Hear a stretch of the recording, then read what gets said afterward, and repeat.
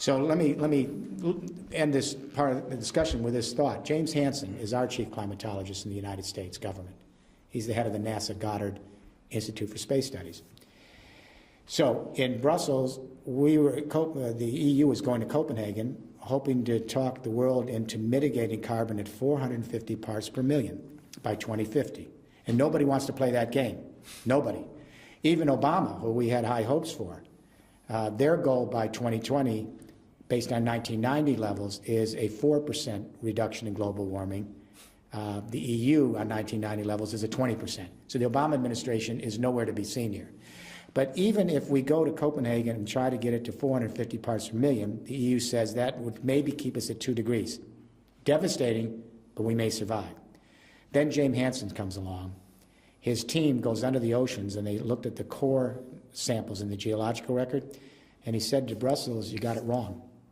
Because if you try to get the world to mitigate to 450 parts carbon per million, which no one wants to do, you go up 6 degrees Celsius in this century. And this is a quote, the end of human civilization as we've come to know it. That's the chief climatologist for the United States government. I hope he's wrong. My suspicion is the scientists not only are not wrong, they keep underestimating the speed of this. So we have this triple threat, a global economic meltdown, the second industrial revolution clearly on life support, it's old technology, old infrastructure. We have an energy crisis at 147 a barrel, the engine turns off. We've got real-time impacts of climate change, and the UN says we have upwards of 1 billion people on the verge of starvation. I've never seen a moment like this in history. There is no moment like this. So we need to ask the question, what do we do? And what is missing from Copenhagen is we need an economic vision, an economic game plan for the whole human race, everyone on the same page, that may give us the precious time we need to move into a new post-carbon world. The first question we need to ask is, when do the great economic revolutions in history happen? How do they occur? They occur when two things happen. First, we change the way we organize the energy of the earth, and we've done that on many occasions in our small sojourn here as human beings. But second, and equally important, we have a communication revolution that allows us to manage the new energy revolutions. It is those infrequent moments in history where energy and communication revolutions converge. When they come together, those are the pivotal points in history. They change the human equation. They even change consciousness. I'll give you an example. Many people take an anthropology course at the university and they study the Sumerians in Mesopotamia. Why? They created the first urban life and the beginning of civilization. They captured the sun in photosynthesis in cereal crops, barley and wheat. That stored sun in the grain was energy, built an urban civilization. It was complicated because before that time, people lived in small tribal units, garden, agriculture, and pastoralism. All of a sudden, they had to bring them together and indenture thousands of men to build those canals. Then they had to create craft skills to create the dikes and the mechanics. They had to put together granaries, royal roads, and distribution systems. So hydraulic agriculture was extremely complicated and required a communication revolution to manage it. The Sumerians invented cuneiform, writing. Everywhere you see these great hydraulic agricultural civilizations in the Middle East, the Indus Valley in India, the Yangtze in China, Mexico, it's fascinating. Independently, humans created some form of writing to manage hydraulic agriculture. That's the agricultural age, 10,000-year multiplier effect. In the 1820s, we introduced steam technology into print, so it wasn't just manual. So linotype, rotary, steam technology allowed us to really create cheap, mass-produced, efficient print. Then in America and Europe, between 1830 and 1880, around that same time, we introduced public schools, mass literacy, and we prepared a communication revolution and a workforce that was literate that could then manage coal, steam, and rail and the complexities of the first industrial revolution. We could not have organized it in oral culture and with codex. It's obvious, but no one actually stopped to think about it. We had another convergence of communication and energy in the early 20th century. First generation electricity, telegraph was transitional between the first and second industrial revolution, the telephone. And then as marketing tools, cinema and radio, and later TV. This communication electricity revolution converged with oil and the internal combustion engine and suburban rollout to give us a second industrial revolution. Those energies are in sunset now, coal, oil, gas, and uranium for that revolution. And the technologies and infrastructure of that second industrial revolution is old, senescent, and on life support. It collapsed last summer. We are, however, on the cusp of now of a third industrial revolution. It could get us through the door, maybe, I don't know, to address the enormity of climate change. I don't know if we'll get there in time. We had a very powerful communication revolution in the last 15 years. The personal computer and the internet, satellite, wireless, and Wi-Fi connectivity.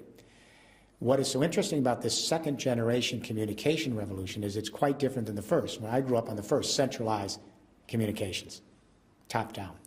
The second revolution is what we call distributed, and this is the key word. If people hear nothing else about what I'm saying, distributed, distributed, distributed.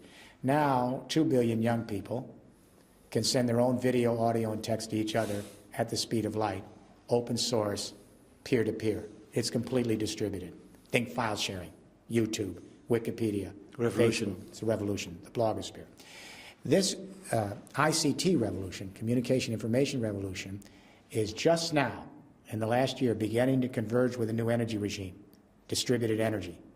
When distributed communication converges and begins to manage distributed energy, we have a powerful third industrial revolution that could jumpstart the global economy, take us to post-carbon era, create a sustainable quality of life if we get there in time. All right? So what are distributed energies?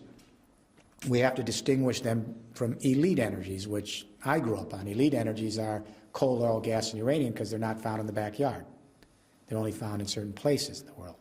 So right away they require huge military investments to secure them because everyone wants them, huge geopolitical investments to manage them, everyone wants them, and massive capital to organize them. Coal, oil, gas, and uranium are the most centralized elite energies for a complex civilization ever created. They're on life support. What are distributed energies?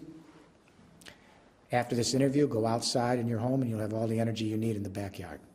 The sun shines all over the world every day. The wind blows across the planet every day.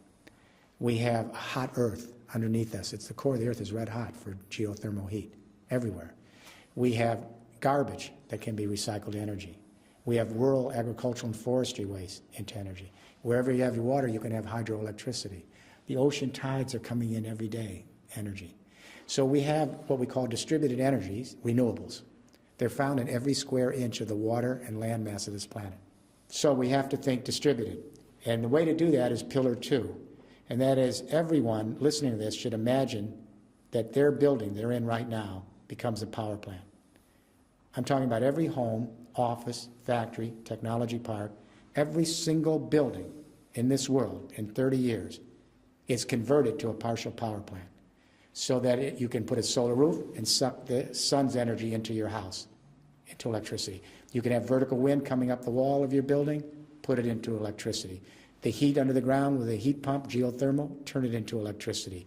The small water supplies near you, turn it into electricity with hydro.